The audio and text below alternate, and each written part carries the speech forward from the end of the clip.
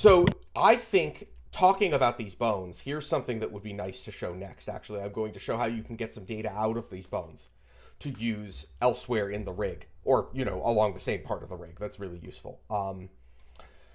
So one of the things I do all the time is to set up like basic stretch and squash type things around shapes like this, right? Often on a character's torso. And in this case, it's a pretty easy thing to do. Let me just grab this bone. There's a bunch of data that you can get out of the bone. That's very helpful. And in this case, the thing that really matters is a thing called stretch out.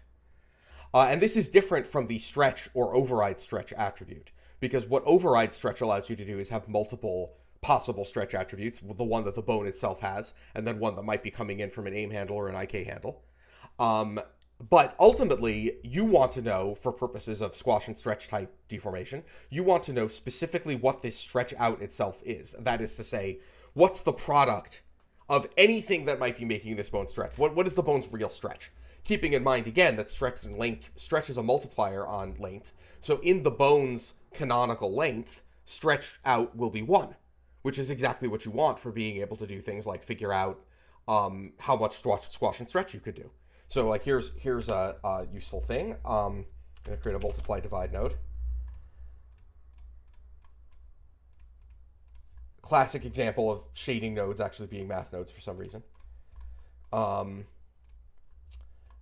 Sorry, I've just got like a lot of windows here, and I'm trying to keep them all on the same monitor because you can't see my other monitor.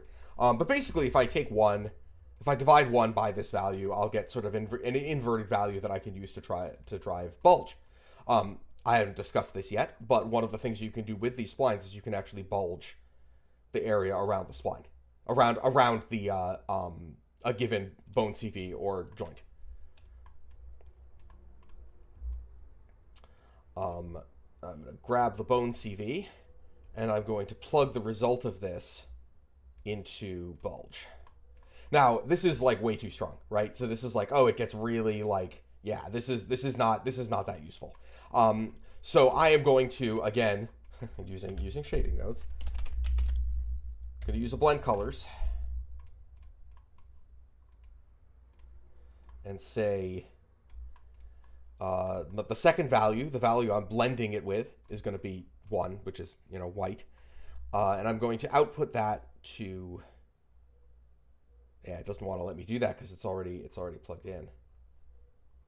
One second. I'm just going to make this more clear. There we go. I often do this stuff by the command line, actually, because it can be a little irritating.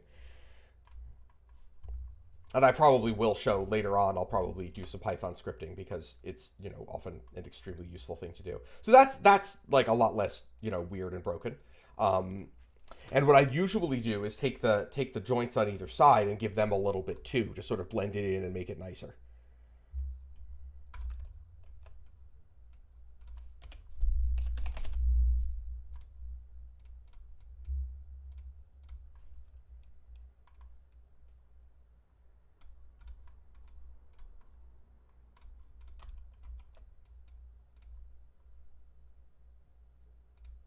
I probably don't need to do that. I just need to do this.